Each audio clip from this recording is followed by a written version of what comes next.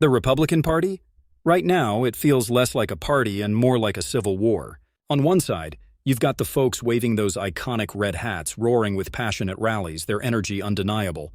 On the other, the establishment in their suits quietly tallying donor checks in hushed boardrooms.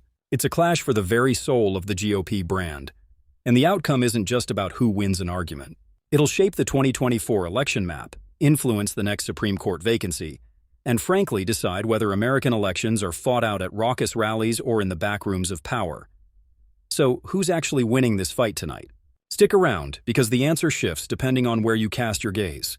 Most voters already feel this deep chasm. Cable news hosts often frame it as Trump versus the establishment. But honestly, those labels barely scratch the surface of the real machinery at play. The establishment, you see, still holds the blueprints. They chair the powerful committees, handpick the well-connected consultants, and carefully curate those valuable donor lists. They're the ones who generally set the agenda and control the traditional levers of power. Trumpists, though, they own the sheer raw passion. They're the ones driving turnout in primaries, flooding Facebook groups with memes that resonate, and frankly terrifying local party chairs who live in fear of a precinct mutiny. Think of it this way. One side has the keys to the building, but the other has the energized crowd outside that could, if they wanted, burn the whole thing down. That tension? That's the whole ballgame right now. Let's just look at the cold, hard numbers. Since 2020, candidates endorsed by Donald Trump have snagged victory in roughly 85% of contested Republican primaries, where he threw his weight in early. That's not a typo, folks. When Trump picks a side, the base listens, and the establishment's money, for all its power, often arrives too late to stem the tide. This loyalty to Trump, often seen in the Trumpists, always Trumpers faction, prioritizes populism and nationalism, making his endorsement a golden ticket in the primaries. Yet here's the kicker. Those same Trump-aligned nominees have, on average, underperformed in the general election by about 4 points compared to a generic Republican on the same ballot. That's according to a recent Axios analysis. What's the translation? Trumpists might control the starting lineup, pushing candidates who align with their America First ideology and cultural grievances, but the establishment still largely owns the scoreboard that truly matters in a general election. The tension between ideological purity and electability is a constant headache. The institutional levers, for the most part, remain firmly in establishment hands. Just look at Mitch McConnell's super PAC. It still outraised every other Republican entity last cycle. And the Republican Governors Association? They quietly channeled tens of millions to favored incumbents, ensuring a certain continuity. Even the Republican National Committee, now helmed by Trump ally Ronna McDaniel, relies heavily on the very same donor network that once fueled campaigns for George W. Bush and Mitt Romney. These big donors? They're after low taxes, light regulation, and judges who will keep things that way. They're perfectly happy to ride the wave of populist energy, just so long as it doesn't tank the stock market or cost them precious swing seats. That's precisely why you often see fiery, pro-Trump rhetoric gracefully wrapped around establishment-friendly policy once a candidate actually lands in Washington. It's a delicate dance, isn't it? But here's the real wrinkle, the one that keeps the establishment up at night. The base no longer blindly trusts the traditional gatekeepers. Talk radio callers, encrypted telegram channels, and local precinct chairs have quietly, almost invisibly, built a powerful shadow infrastructure. These aren't your grandma's party volunteers. They train new recruits in parliamentary procedure, run slates for state committee seats, and meticulously archive every single vote cast by an incumbent. Over just the last 3 years, they've successfully booted establishment chairs in key counties across Michigan, Georgia, and Arizona. These counties might look small on a map, but they're the ones picking the delegates who ultimately pick the nominees. And when a Trump-endorsed candidate loses a primary, the new playbook is simple. Scream rigged, demand a recount, and flood the canvassing board with phone calls until someone, inevitably, blinks. And you know what? It works more often than you'd think. This grassroots fervor, often fueled by Trumpists, hinchos, always Trumpers, bypasses traditional party structures, making it a potent, unpredictable force. The Freedom Caucus in Congress perfectly illustrates this dynamic. With only about 40 members in the House, these hardline conservatives, a key component of the Trumpist wing, have managed to force 2 separate speaker races into multiple ballots. How? Because they can simply withhold the critical votes that a narrow Republican majority desperately needs. Establishment Republicans, the ones who often lean towards pro-Trumpers or Trump-skeptical moderates, fume that the caucus seems more interested in cable news hits than actual legislating. But they keep folding, don't they? Why? Because the alternative is enraging the base and risking their own primary challenges from the far right. Meanwhile, the caucus smartly fundraises off every single confrontation, pumping those proceeds right back into primaries against more moderate, Main Street caucus or Republican governance group types. It's a self-feeding, perpetual cycle of ideological warfare. The media infrastructure further tilts the playing field toward the Trumpists. Fox News still holds sway, sure, but the real juice, the true power, now bubbles up from podcasts, independent YouTube shows, and newsletter writers. These creators speak directly to the base, unfiltered, without corporate advertisers breathing down their necks. When a congressman dares to cross Trump, their office phone lights up within hours. It's not because of a Wall Street Journal editorial anymore. It's because a TikTok clip with 2 million views just branded them a rhino, Republican in name only. The establishment? They simply don't have an equivalent cudgel. Their preferred outlets, National Review, The Dispatch, the Sunday talk shows, they preach to voters who still care deeply about deficits and institutional norms. But here's the problem.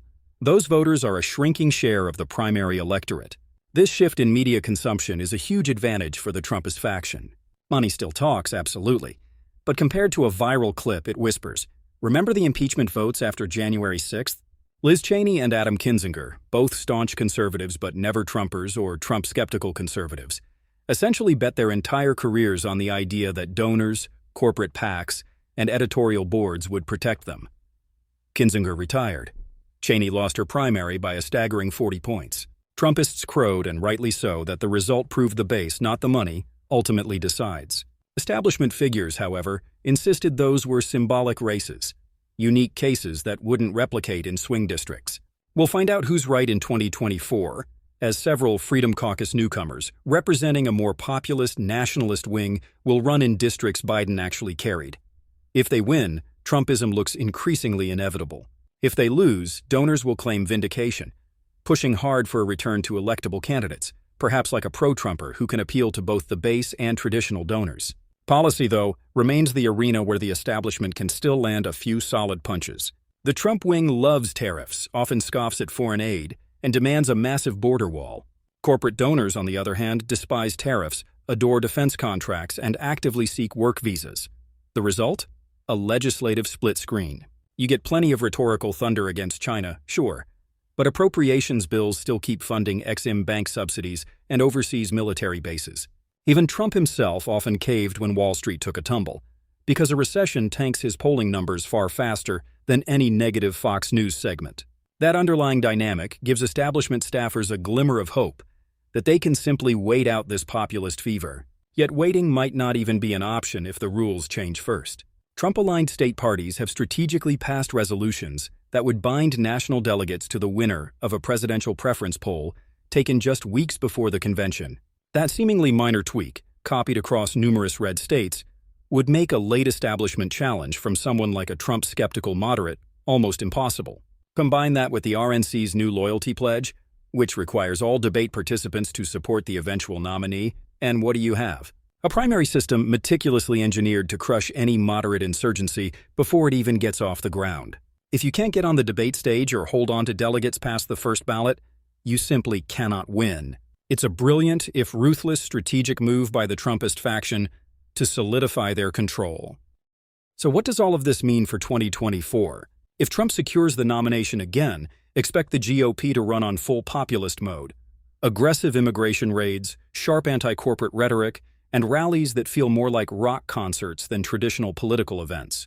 Down-ballot candidates will proudly brandish their Trump endorsements, banking on the base showing up in force. If Trump, for whatever reason, stumbles, whether it's legal trouble, health concerns, or a surprise challenger, the establishment will certainly try to push a candidate like Nikki Haley or Ron DeSantis. These are pro-Trumpers who speak just populist enough to keep the base engaged, but also reassure the traditional donor class. The inherent risk, however, is that the base now views any candidate who accepts corporate PAC money as automatically suspect. That means the establishment lane, once wide and well-traveled, may be far narrower than it appears. But the bigger picture here stretches far beyond just one election cycle. If Trumpists consolidate control of state parties, successfully rewrite delegate rules, and continue their march through county committees, the GOP will unequivocally emerge as an explicitly nationalist party. This means skepticism toward free trade, a reduced appetite for foreign intervention, and a deep distrust of big business. That kind of realignment would reshape American politics in ways that make our current partisan squabbles look almost quaint.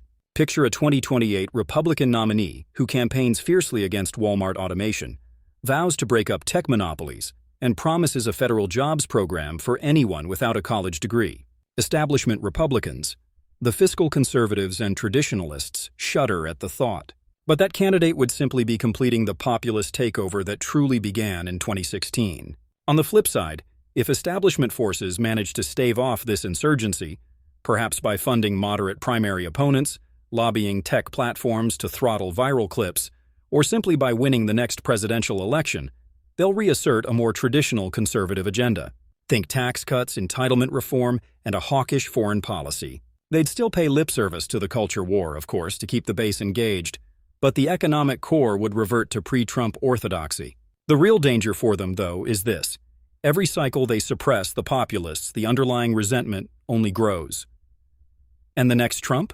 He might be even more disciplined and therefore far more dangerous. So, who truly controls the GOP right now? The honest, albeit complex answer is both sides, but in very distinct arenas. The establishment still largely dominates fundraising, legislative procedure, and the foundational general election infrastructure.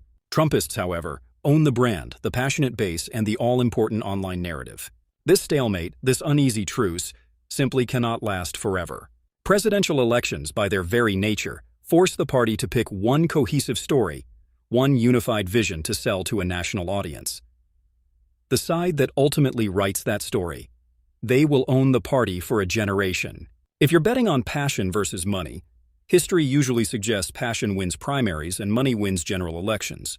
But we're living in an unprecedented moment where passion can raise serious money overnight through small-dollar donations, and where one single viral moment can abruptly end a 30-year political career. Until one side definitively proves it can win the White House without the other, this Republican Civil War will relentlessly grind on, consuming precious time, immense talent, and perhaps even the credibility of a party that once proudly styled itself as the grown-up in the room.